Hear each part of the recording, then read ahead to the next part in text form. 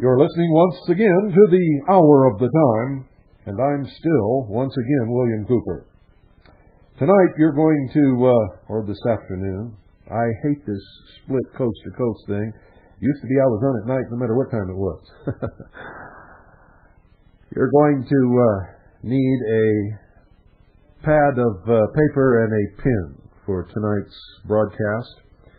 And I'm just going to say tonight, no matter what time it is, wherever you're listening, simply because that's what I'm used to saying. We're going to delve in to the hidden fraternity, the brotherhood of light, the brotherhood of man, the society of the dragon, if you will, the brotherhood of the snake. Goes by many different names. The Illuminati, the great secret college of adepts, which are subverting the existing order and bringing about what they call the completion of the great work, the great plan, their utopian world order, which they say will result in the brotherhood of man, where all violence and wars and misery and pain will be eliminated from the earth. However, I fail to see how they can bring that about when everything that they are doing to accomplishment is being done through deception and through lies. You see, if they were really doing the great good work that they claim, why must it be built upon lies, deception, manipulation? Why can't it stand up in the light of truth? You see, when they talk about light, they really mean darkness. Because when you shine the light on these cockroaches, they scurry under the refrigerator, back behind the pipes in the sink, because they don't want you to know their true nature.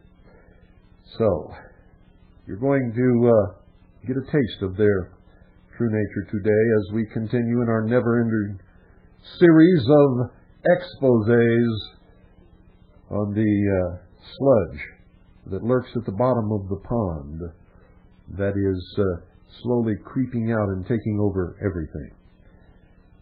They don't want you to know who they are or what they believe, and they can't stand it when we expose them. Now, I must preface this broadcast with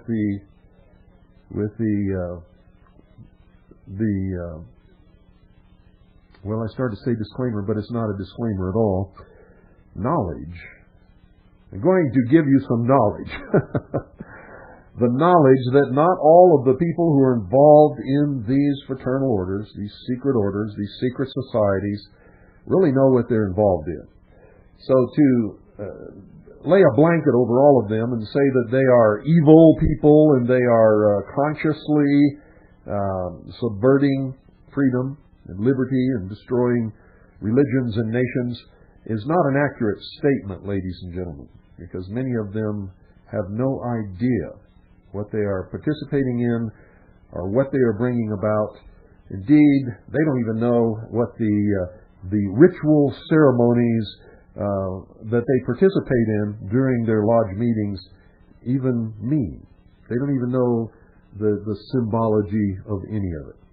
They're there because Joe brought them, and Joe told them that if they were a member of the lodge, they'd have more business in town, and they'd have preference for contracts and all of that kind of thing. It is true. You better believe it's true. And once they are in possession of the secret signs, handshakes, and distress signals, they have a better life than any of you ever thought of, or ever will have, or ever could have, because, folks, they're in control. And you're going to find some of that out during this next hour, actually 55 minutes. So pay attention. To make sure that I have your attention tonight, ladies and gentlemen, I'm going to start off with the question that you're all asking. Is Freemasonry a religion? Are the secret fraternal orders, and when I talk about Freemasonry, I'm talking about all of them. For at the highest levels, they are engaged in the same great work. Remember, Adam Weishaupt said that, quote, "We exist under many different names and different occupations, but at the highest levels, we are the same, working toward the same goal." End quote. The Royal Ark candidate is led to believe that the lost word, which the York Rite claims is Yabulon, is the lost name of God, which used to be pronounced with great solemnity by the high priest of the temple in the Holy of Holies in the first temple of Solomon, built in Jerusalem many thousands of years ago. Now, this is reflected in the fact that the senior office in a Royal Ark chapter is called High Priest, and even wears a mock-up of the Jewish high priest regalia when ritual work is done. According to the Freemasons, it is the ineffable name of God, at least the Masonic God, and is quite an awesome secret indeed. However, in our search for the God of Masonry, it is also a major clue, ladies and gentlemen. The analysis of the name as presented to the candidate reveals some disturbing associations for anyone concerned with biblical truth, or who may belong to any one of the many religions, not necessarily Christian, which forbid such things, and proper reverence for the real name of God. Yah, J-A-H, the first syllable, represents the name Yahweh, or Jehovah, the name of the God of Abraham, Isaac, and Jacob of the Bible. This name is so highly revered that it appears only a few times in the Authorized Version, 1611, as in Psalms 68, verse 4, and in the use of the word hallelujah, which means praise Yah. So far, so good. But you see, it doesn't stop there. The name is Yabulon. Buell, the second syllable, represents the name Baal, or Bel. This is the name of the god of Jezebel and Ahab, perhaps the most wicked couple ever to sit on the throne of Israel. 1 Kings chapter 16, verses 29 through 33, and is commonly accepted as the name known as the Lord, also Satan. On, spelled O-N, the third syllable, represents the name of the Egyptian sun god. It is the name of his sacred city, Heliopolis, city of the sun in Greek. Heliopolis is in Egypt. Genesis chapter 41, verses 45 and 50. It is the god of Pharaoh. Now I wonder, ladies and gentlemen, how happy the God of the Bible is with the blasphemy of his name. A name so holy that people were stoned to death for taking it in vain. So holy that it could only be spoken in the most holy place of the temple. So holy that pious Hebrew scribes down through the centuries dared not even write it in their texts out of wondrous awe, and instead substituted the name Adonai, or Lord. This is the same name of which God said, quote, "Thou shalt not take the name of the Lord thy God in vain, for the Lord will not hold him guiltless that taketh his name in vain." End quote. Exodus chapter 20, verse 7. Now, how pleased do you think God is with this same name thrown into a metaphysical trash compactor and smashed together into a mystifying muddle with two of the most notorious idols of the Old Testament? It shouldn't require any kind of Bible scholar to see that the God represented by this grand, omnific, royal ark word is a very unholy trinity indeed. It also represents a perfect distillation of the attitude towards God, as noted in the last chapter, where it was made clear that just about any old god would do for a Mason. Here, that concept is given concrete reality. And in that last reading that we did, if you'll remember, the Freemasons refer to their God as the grand architect of the universe, and is the same God for all members of the Masonic fraternity, whether they be Jews, Buddhists, Hindus, Christians, or atheists. Now, how could you be an atheist and be a believer in the grand architect of the universe? Well, it's very simple, ladies and gentlemen. When you go into the Masonic fraternity, you must profess a belief in God. But you don't have to say who that God is. You see, because the ultimate answer to all of this riddle is that they believe that man himself is God. So, how could you be an atheist and still profess a belief in God? It's very simple, ladies and gentlemen. If you believe that you yourself are God, then you are, in my estimation, an atheist. And you are professing a belief in a God that cannot perform that function in any way, shape, or form, and in fact is not God at all. But is in fact a deception. For isn't that the promise of Satan to Eve in the Garden of Eden? If you go ahead and eat of the forbidden fruit of the tree that in the center of the garden, which God has forbidden you to eat from, then you will surely become as gods, and you will not surely die. And that little drama there that took place is what's really at the heart of all of this. Whether you believe in it or not, I can tell you quite frankly that these people don't believe in it. They believe it's a metaphor. And it conceals another meaning altogether. It has to do with evolution and the gift of intellect to man, through the use of which he will conquer nature and the universe and shall become God.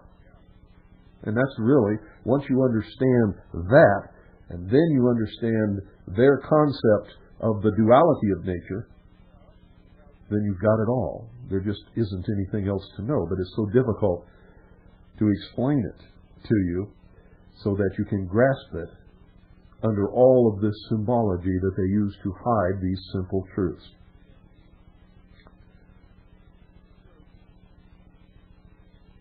Remember, ladies and gentlemen, that the ritual identifies this Yabulon with the word of John chapter 1. John book 1. Even the most cursory reading of John 1, especially verse 14, reveals that the being discussed as Jesus Christ, not this three-headed theological monstrosity, if anything, that is more blasphemous than ever to identify Jesus, whom Freemasonry refuses to worship, with a deity that is two-thirds satanic. Obviously, this Yabulon fellow is not the God of the Bible. And if he, or it, or she, because in their belief, God is male and female, androgynous, he must be a false god, a mask for Satan, a deceit. Who is the great deceiver? Well, we all know the answer to that. Now, this is a pretty provocative statement, don't you think? Sadly, it's not hard to find collaboration for it. It exists everywhere. And remember, I only take their own words when I document what they believe. For to me, to say that they believe something that I can't find in their own words would be the utmost folly. And of course, certainly wouldn't do much for my credibility, would it? For a start, let's examine the other fork on the Masonic road, the Scottish Rite. We just looked at the God of the York Rite. Let's look at the God of the Scottish Rite. In the degree of the Knights of East and West, which is the 17th degree in the Scottish Rite, there are many deceptive teachings. But we're only going to cover one because that's all we're interested right here. Remember, I told you I'm going to get right to the heart, the meat of the matter, because anything else I say, you can always rationalize unless you know exactly what God it is that they worship, and that they are indeed a religion, and that they admit it in their own words. As Yabulan is the sacred name of the Royal Ark degree, York Rite, so there is a sacred word in the 17th degree, I should say, as well. Remember, this is the Scottish Rite. This name is Abaddon. And a quick trip to the New Testament will reveal that according to God's Word, there's nothing sacred about the name Abaddon. In Revelation chapter 9, verse 11, it says, and I quote, "And they had a king over them, which is the angel of the bottomless pit, whose name in the Hebrew tongue is Abaddon, but in the Greek tongue hath his name Apollyon." End quote. And both of these terms, ladies and gentlemen, literally mean destroyer.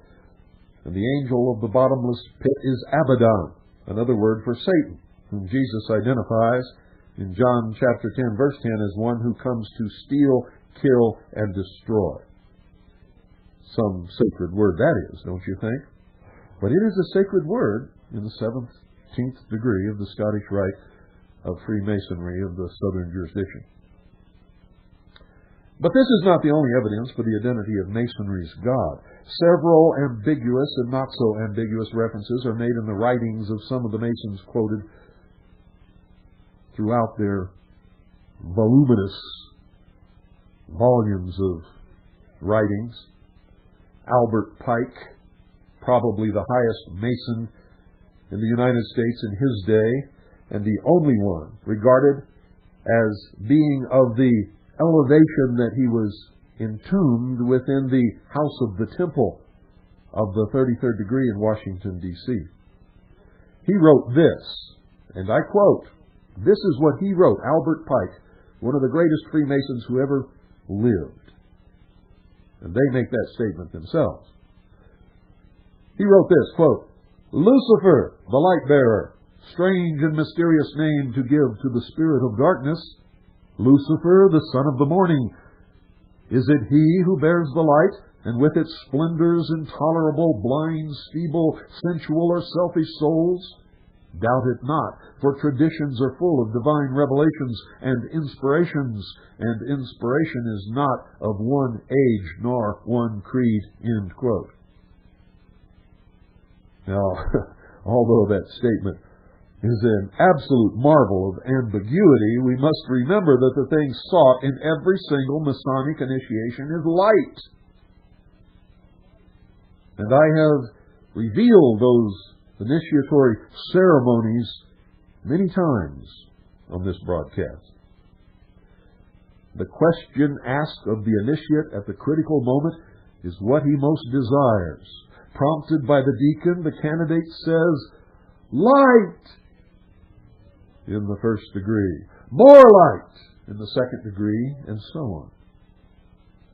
It is not without significance, ladies and gentlemen, that this eminent Mason tells us that Lucifer is the source of that light. Elsewhere, writing of Satan, Albert Pike teaches that he, meaning Satan, is, and I quote, "not a person, but a force created for good, but which may serve for evil. It is the instrument of liberty or free will. They represent this force which presides over the physical generation under the mythologic and horned form of the god Pan. Thence came the he-goat of the Sabbat, which is a witches' festival, brother of the ancient serpent, and the light-bearer or phosphor, of which the poets have made the false Lucifer of the legend." End quote. What do you think about that? See, Pike is also quoted as giving this instruction to a council of very high-level Freemasons. Listen to this, quote, "The Masonic religion should be, by all of us initiates of the high degree, maintained in the purity of the Luciferian doctrine. If Lucifer were not God, would Adonai, whose deeds prove his cruelty, perfidy, and hatred of man, barbarism and repulsion for science, would Adonai and his priests calumniate him? Yes, Lucifer is God, and unfortunately Adonai is also God. For the eternal law is that there is no light without shade, no beauty without ugliness, no white without black. For the absolute can only exist as two gods, darkness being necessary for light to serve as its foil, as the pedestal is necessary to the state. Thus the doctrine of Satanism is a heresy, and the true and pure philosophical religion is the belief in Lucifer, the equal of Adonai. But Lucifer, God of light and God of good, is struggling for humanity against Adonai, the God of darkness and evil," end quote. Wow. Now that's a mouthful. And if you didn't understand that, I don't know what else to do. Pike's not alone in beating the drum for Lucifer. The Masonic scholar Manly P. Hall writes this, quote, "When the Mason learns that the key to the warrior on the block is the proper application of the dynamo of living power, he has learned the mystery of his craft. The seething energies of Lucifer are in his hands, and before he may step onward and upward, he must prove his ability to properly apply this energy," end quote. Freemasons are on a quest for light, but it seems they have done everything they can to detour around Jesus, who said, quote, "I am the light of the world," end quote. These quotations may stun the person who thinks of Masons as a nice order of men who help crippled children. They do have hospitals, yes, and burn units, yes. And that is the mask behind which they hide. And that is the foil which they hold up to the community whenever they are threatened with exposure. You see, it's been amply demonstrated from authoritative sources, the ritual monitors of Freemasonry, their own writings, that Freemasonry does not worship the God of the Bible, all of their protestations notwithstanding. And frankly, according to their own writings, their own words, their own ceremonies, their own rituals, that only leaves one other being they can worship, whether they call him the great architect of the universe, or Yabulan, or Lucifer. It is still Satan residing behind the masks of these other names, and they harbor a deep and abiding and terrible hatred of all Christians and of Christianity. Now, let me give you, should you not already know this, the steps up the ladder of the pyramid of the secret orders. There are exactly 13.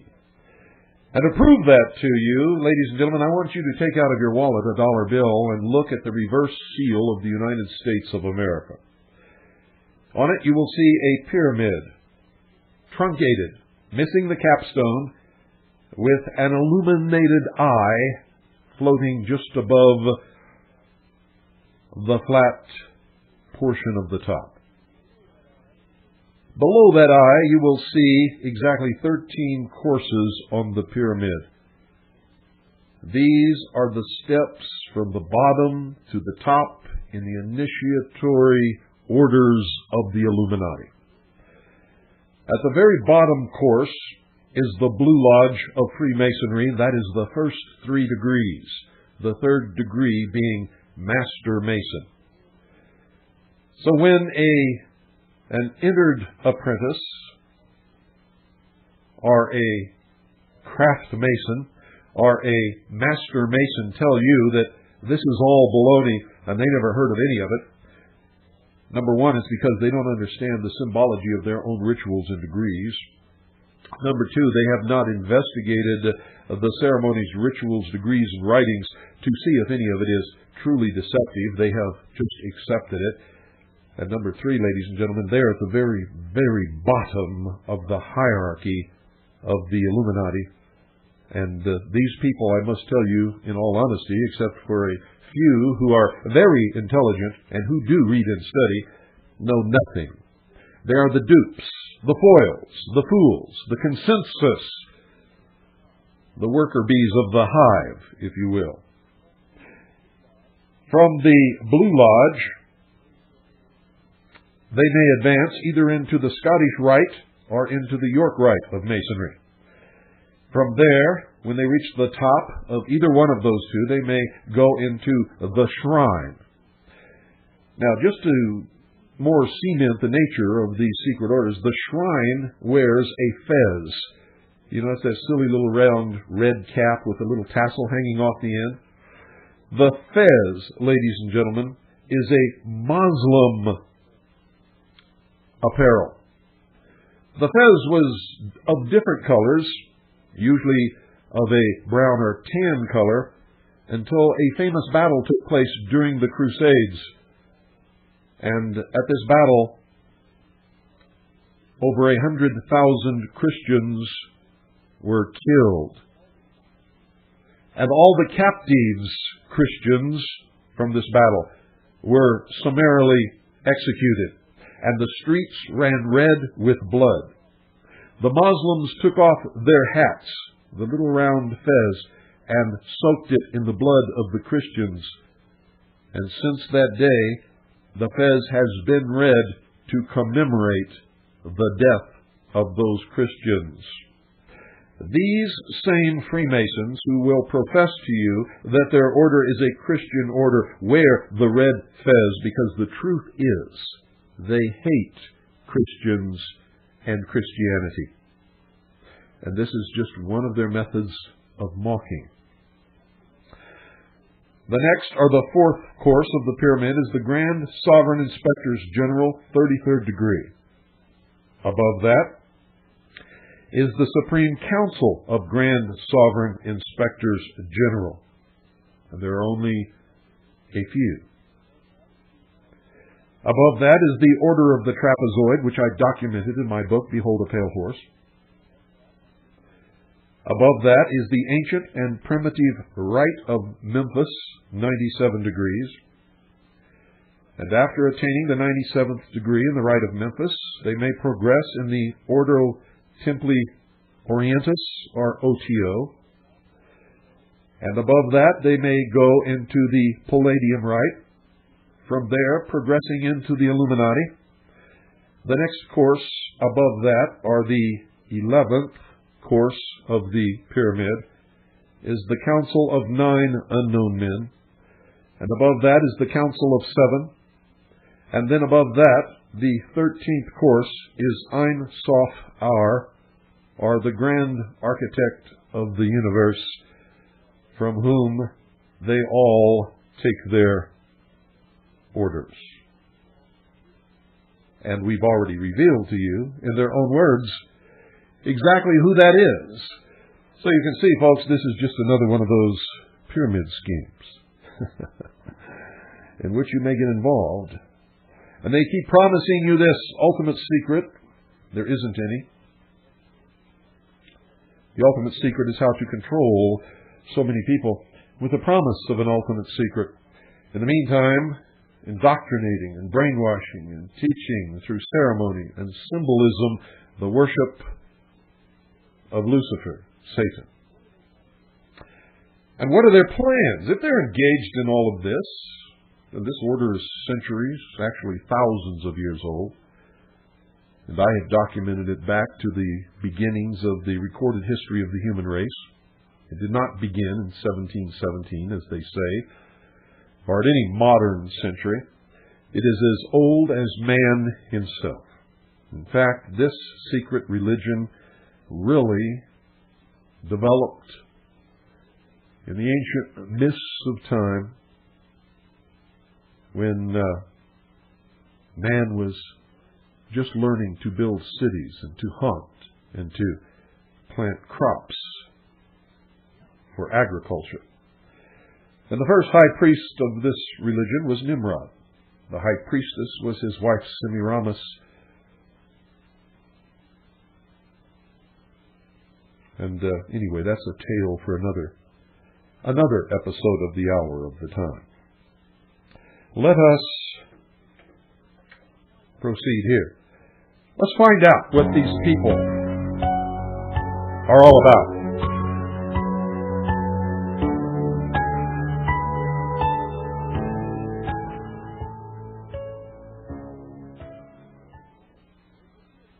Set the stage. Wasn't intended, but the stage is now set.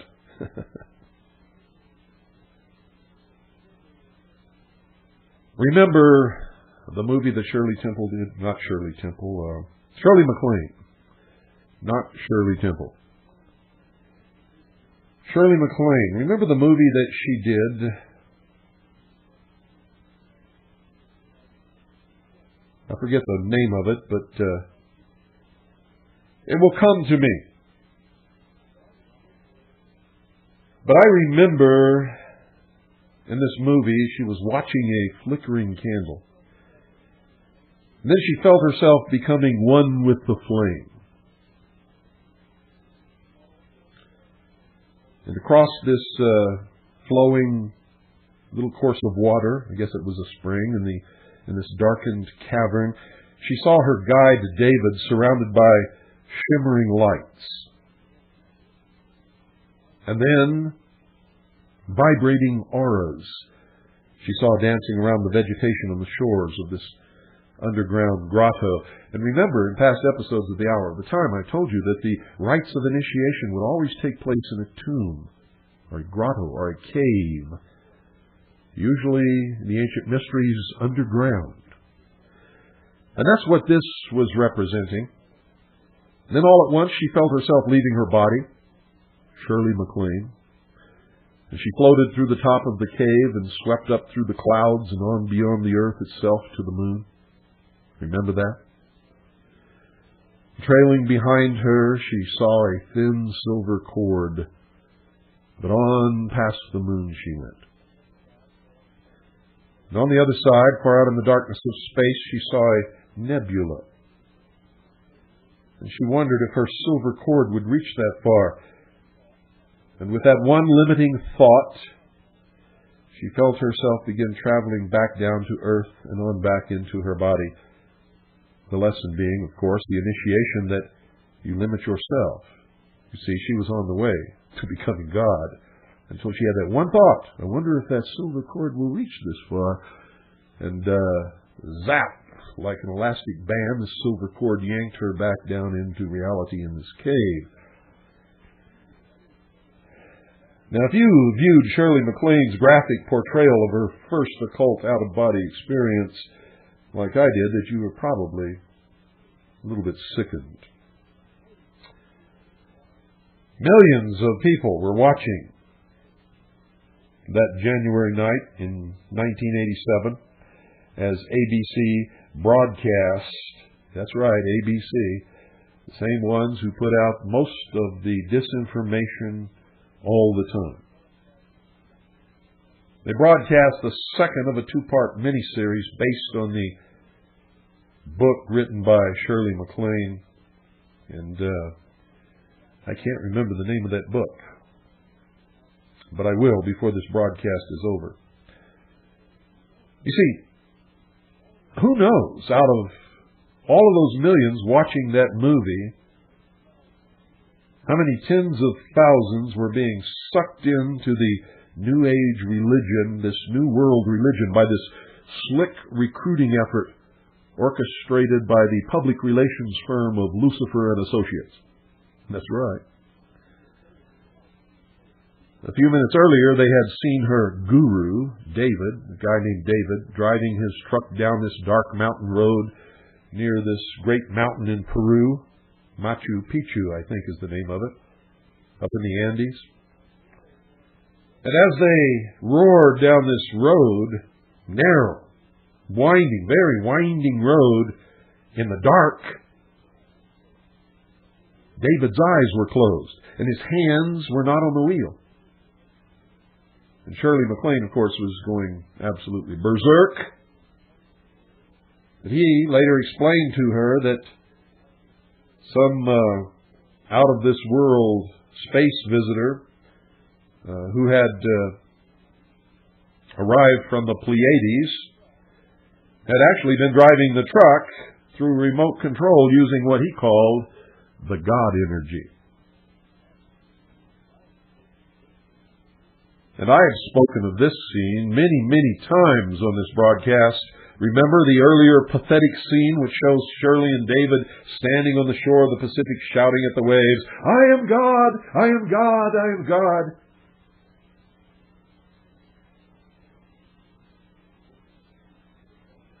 And then David tells Shirley that several months before, this space lady had commissioned him to recruit Shirley as a spokesperson for the truths that she was learning about the New Age and the occult. You see, as a world-famous movie star, Shirley MacLaine's influence would surely be of immense value to the plan of the, quote, masters of wisdom, end quote. Now, what this plan is really designed to accomplish was certainly not revealed in that movie, ladies and gentlemen, nor was it revealed in Shirley's book. Out on a Limb, that's what it was. The name of the movie, folks, is Out on a Limb. Get it, watch it. But watch it with your intellect.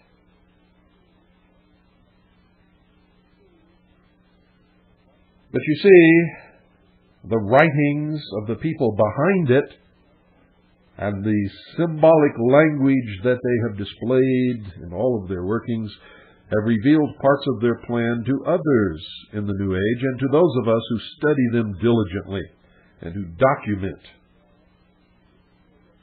who they are, what they believe, and what they are trying to do. And no one on the face of this earth has done more research into these people and has documented more about who they are, what they believe, and what they are trying to do than me, William Cooper. I can assure you that. It's one of the reasons the White House President Clinton calls me the most dangerous radio host in America, because I'm on to them. And if I'm on to them and I can document it, I can teach it to you. And if you can take that same documentation and show it to others, we can have a great awakening, maybe save freedom for the world. Not just America, for if we lose it here, the whole world loses it forever. If we can keep it here, the rest of the world has a chance to someday have what we have.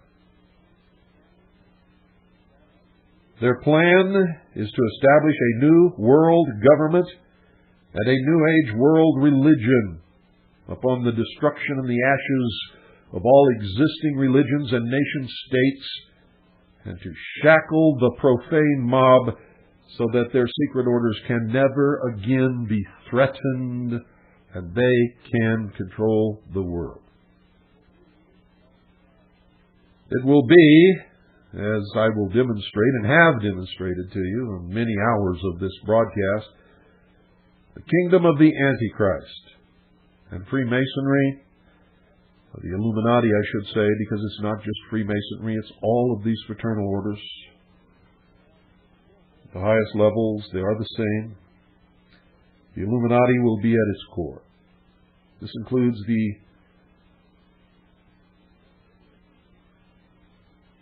Order of Freemasons, the Eastern Star,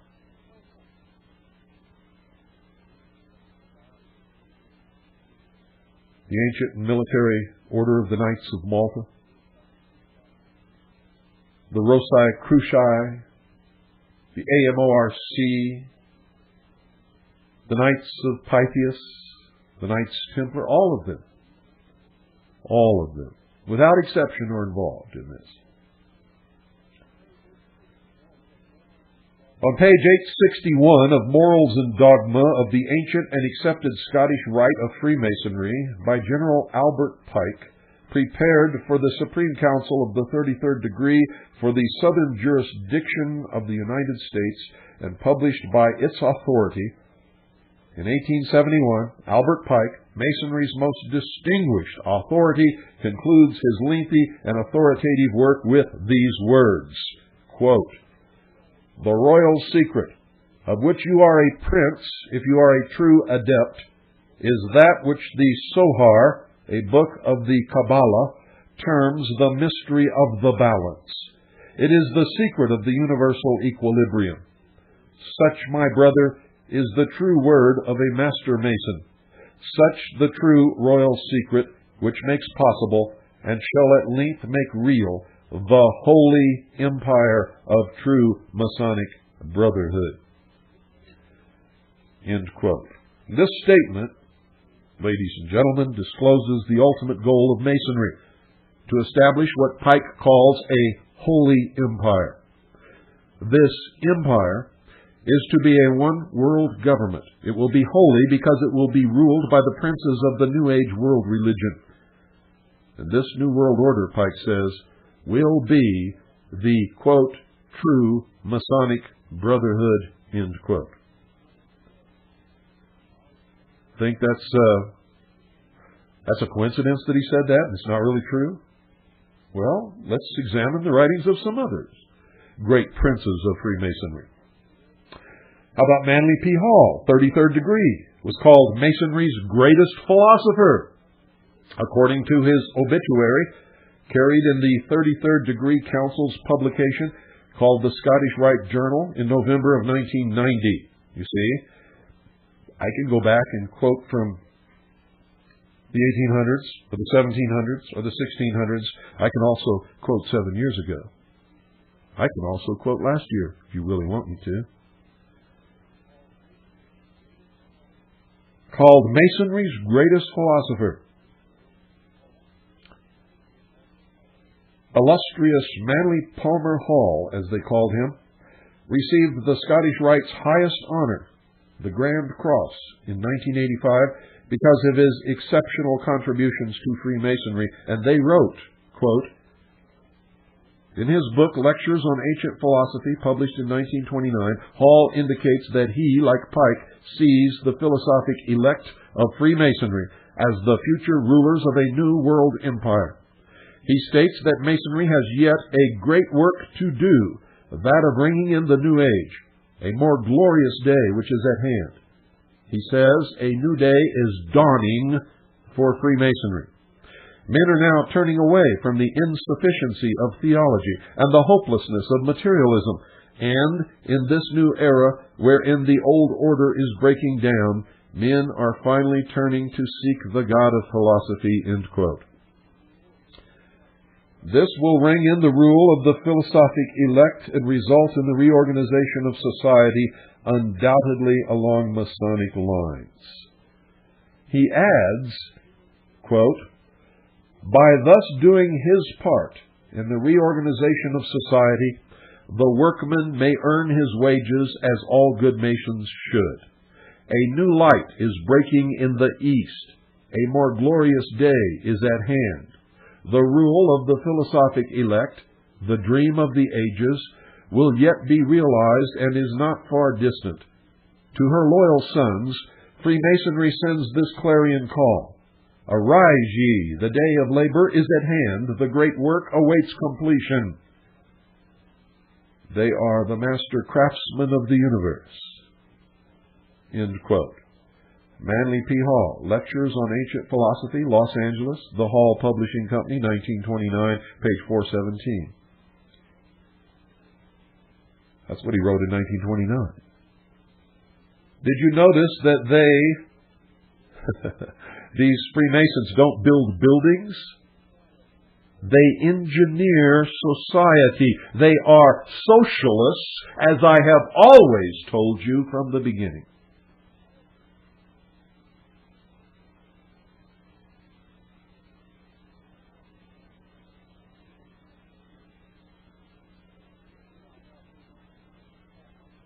As we look at how Freemasonry is to help restore the occult mystery religions and initiation ceremonies of ancient times, ladies and gentlemen, keep in mind that nearly all those in Masonry and the New Age movement are involved for what they think are good motives. Most people never set out to do evil, do not think of themselves as evil, and rationalize or actually only see the picture in a small microcosm of their particular interest, and it can be presented to them as a good thing. Many of us have been caught up in occupations and endeavors in our life which we thought were good until somewhere down the line when we discovered it really wasn't at all. So, you bear that in mind and understand that many of these people are just innocent dupes. Unfortunately, they're being deceived by one who appears, as it were, as an angel of light. And they all think this angel of light is marvelous, wonderful thing. But is there really a connection between Freemasonry and the New Age movement, as I claim? And if so, ladies and gentlemen, what is this connection? What are the characteristics of the coming New Age world religion? Is Freemasonry really based on occult mystic rites of ancient pagan mystery religions? What role is Freemasonry to play in the unveiling of the New Age world system? And are women involved? And if they're involved, how are they involved when these orders are for men only?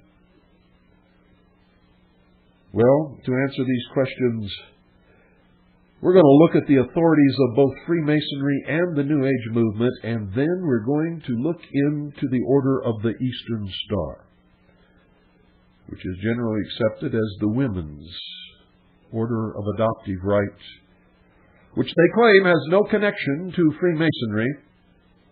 But on this broadcast, I will prove to you, beyond any shadow of a doubt, that the two are one and the same, and that there is, in fact, more than just a connection.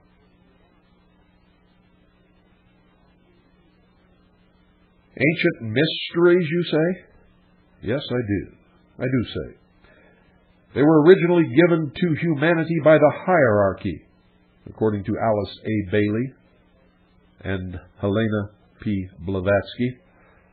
And folks, we will pick up at that point tomorrow, right here on the hour of the time, and also give you tomorrow some references that you can go out and get and read. And the first one, though, that you can concentrate on, and you can usually find it in old bookstores, is Albert Pike's Morals and Dogma. Get that first. Read it from cover to cover. If you don't understand it all, do not despair, for much of it is written behind an esoteric language of symbology, which without a little study, and sometimes a lot of study, you will not readily understand. Good night. God bless each and every single one of you. I like the rhymes. All of us are born with the miraculous ability to determine the direction from which sounds approach us.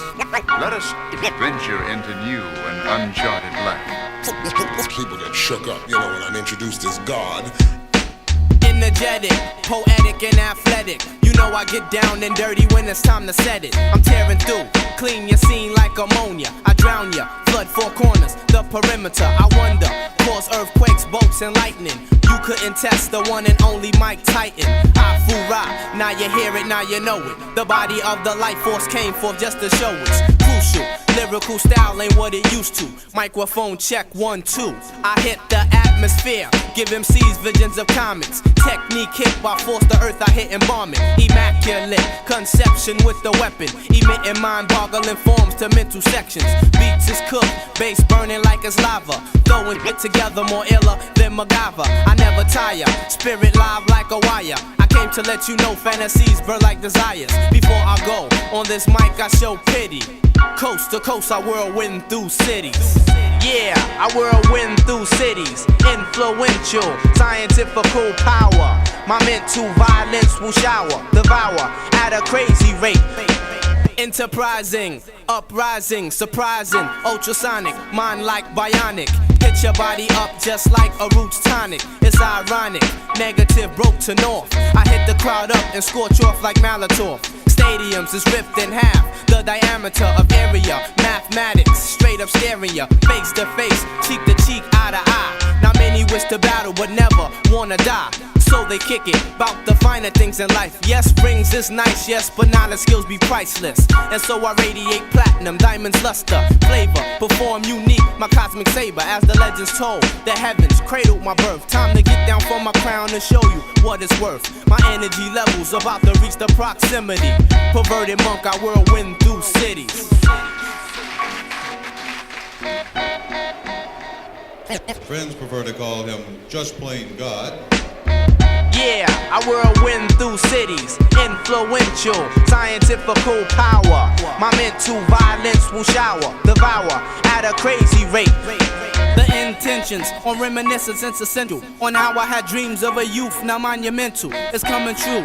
Things I said have come to pass. That MCs would get busy but still won't get no cash. Some talents get the stash with skills are half as yours. It's not about styles, it's what the crowd you has applauds. This unified circle, slip up it hurts you. So I spread forth and my thoughts make miracles. With my syllables I'm killing you, but never softly. I'm unique, my critique speaks of my physique. From Chicago to Cairo, skills like the mic.